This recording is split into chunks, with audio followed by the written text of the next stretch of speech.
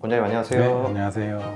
이전에 이 원장님께서 HPV Q&A를 진행해 주셨는데 영상 반응이 좋아서 오늘은 2탄으로 곤지름 Q&A 5가지를 준비해 봤습니다. 준비되셨습니까? 네. 네, 알겠습니다. 시작하겠습니다.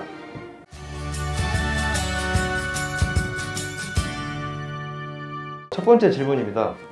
비뇨기과, 산부인과도 아니고 한의사가 HPV나 곤지름과 같은 영상을 찍는 이유가 무엇인가요?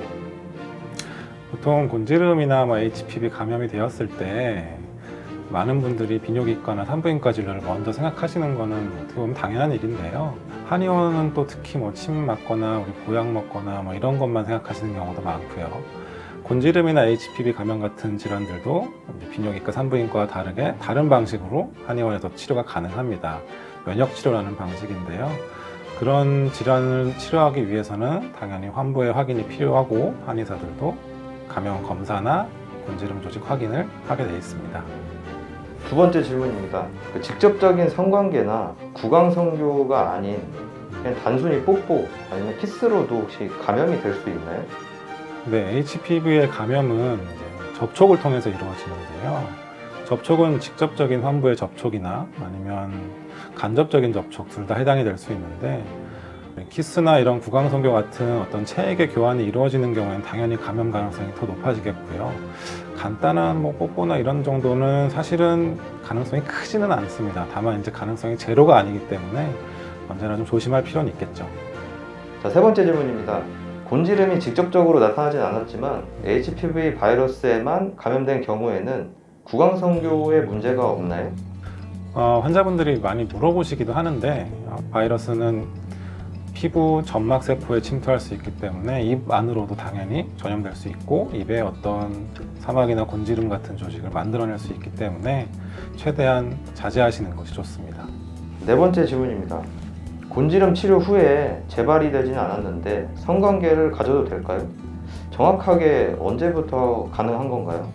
만약에 이제 곤지름을 레이저 시술 등으로 제거를 하셨다면 제거한 다음에는 바이러스가 남아있는지 확인을 해봐야 되거든요. 그 부분을 검사를 통해서 확인을 하고 만약에 제거한 다음에 바이러스도 없다 그러면 성생활을 하시는 건 전혀 상관없고요.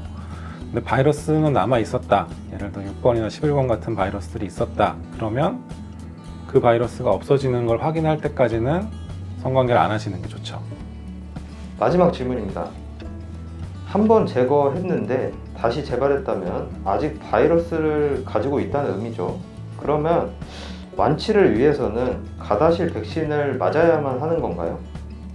완치라는 개념이 바이러스가 완전히 소멸되는 것을 의미하는데요. 말씀하신 것처럼 곤지름 조직이 재발을 했다면 바이러스가 소멸되지 않고 남아있다는 것이고 그 바이러스를 없애기 위해서 사실 가다실을 접종하는 건 아니고 바이러스에 감염되지 않도록 미리 예방하는 차원에서 가다실을 접종하는 거기 때문에 치료적인 목적의 그 가다실은 사실은 크게 의미가 있지는 않고요.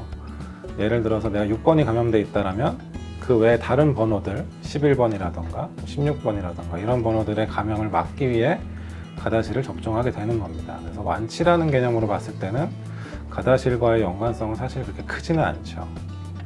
그리고 이건 좀 약간 제가 개인적으로 그냥 갑자기 궁금한 건데, 근데 이제 아까 말씀하셨던 게 타액으로도 이렇게 감염이 될 수 있다라고 하셨는데, 예를 들어 손가락에 발생했을 때 직접적인 병변에 접촉이 없더라도 그런 타액으로 또 이게 전염이 똑같이 이제 되는 건지.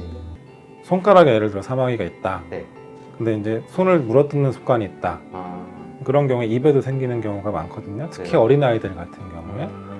그런 상황을 말씀하시는 거라면 충분히 가능하죠. 그리고 손에 있는 사마귀로 이제 예를 들어 직접적인 성관계가 아니더라도 이제 성접촉이 생기면 손에 있는 바이러스가 생식기에 전염될 수도 있죠. 물론 대부분의 경우는 유전장이 달라서 번호가 달라서 전염이 안 되는 경우도 많은데 그래도 전염될 수도 있습니다. 네. 기본적으로는 병변에 좀 직접적인 접촉으로 인해서 그렇게 감염이 된다고 봐야겠네요. 그렇죠. 환부의 접촉, 그게 제일 큰 원인이긴 해요. 알겠습니다. 감사합니다. 예, 오늘은 곤지름과 관련해서 많이 물어보시는 질문들 5가지를 제가 나름대로 대답을 해드렸는데요. 이제 곤지름이 생기면 많이들 비뇨기과, 산부인과에서 제거를 많이 받으시는데요. 저는 이제 재발해서 오신 분들을 너무 많이 봤어서 좀 더 치료의 목적 자체를 재발 방지에 두셨으면 좋겠어요. 당연히 그러기 위해서는 바이러스가 사라지는 게 우선이 돼야겠고요. 그래서 그런 쪽으로 치료 방향을 생각하시면 더 좋을 것 같습니다.